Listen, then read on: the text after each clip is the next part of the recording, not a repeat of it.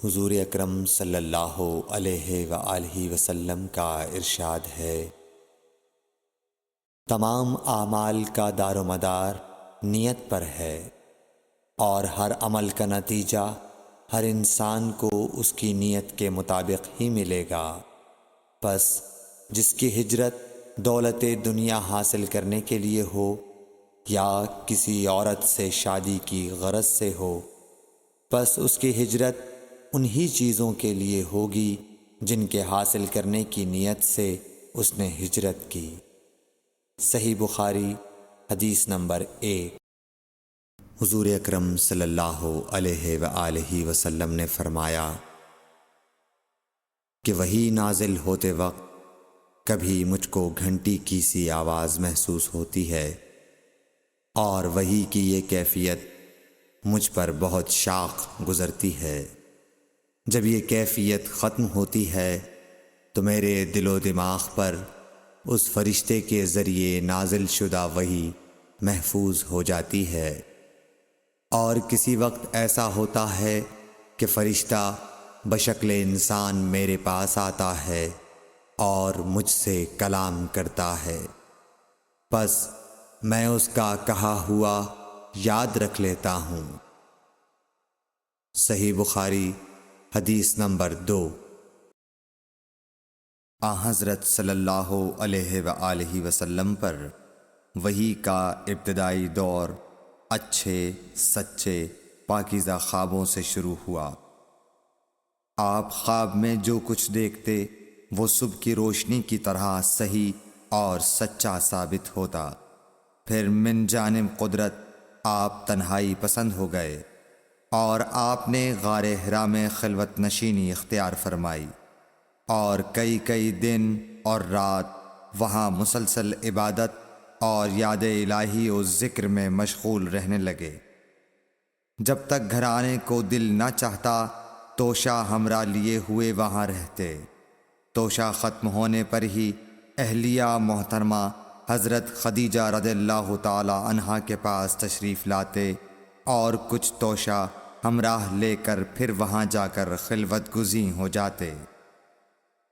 یہی طریقہ جاری رہا یہاں تک کہ آپ پر حق منکشف ہو گیا، اور آپ غار حرا ہی میں قیام پذیر تھے کہ اچانک حضرت جبرائیل علیہ السلام آپ کے پاس حاضر ہوئے اور کہنے لگے کہ اے محمد پڑھو۔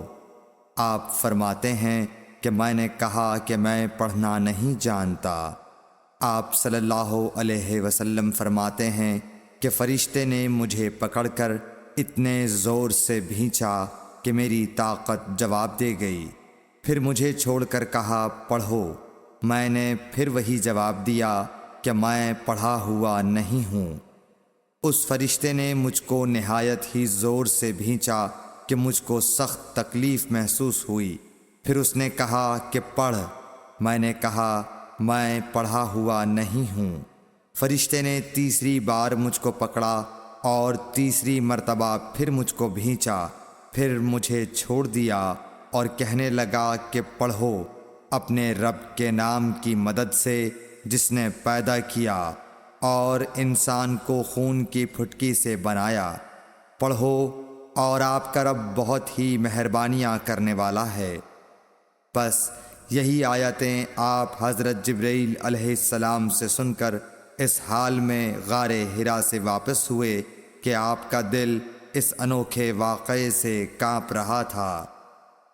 آپ حضرت خدیجہ کے ہاں تشریف لائے اور فرمایا کہ مجھے کمبل اوڑھا دو، مجھے کمبل اوڑھا دو۔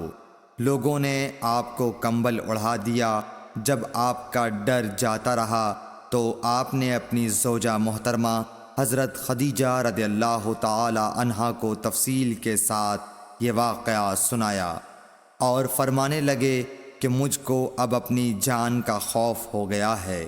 آپ کی اہلیہ محترمہ حضرت خدیجہ رضی اللہ تعالی عنہا نے آپ کی ڈھارس بندھائی اور کہا کہ آپ کا خیال صحیح نہیں ہے۔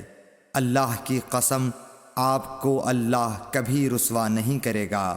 آپ تو اخلاق فاضلہ کے مالک ہیں، آپ تو کنبہ پرور ہیں، بے کسوں کا بوجھ اپنے سر پر رکھتے ہیں، مفلسوں کے لیے آپ کماتے ہیں، مہمان نوازی میں آپ بے مثال ہیں، اور مشکل وقت میں آپ امر حق کا ساتھ دیتے ہیں۔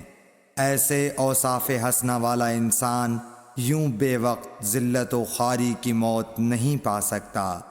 پھر مزید تسلی کے لیے حضرت خدیجہ رضی اللہ تعالی عنہا آپ کو ورقہ بن نوفل کے پاس لے گئیں، جو ان کے چچا زاد بھائی تھے اور زمانہ جاہلیت میں نصرانی مذہب اختیار کر چکے تھے اور عبرانی زبان کے کاتب تھے۔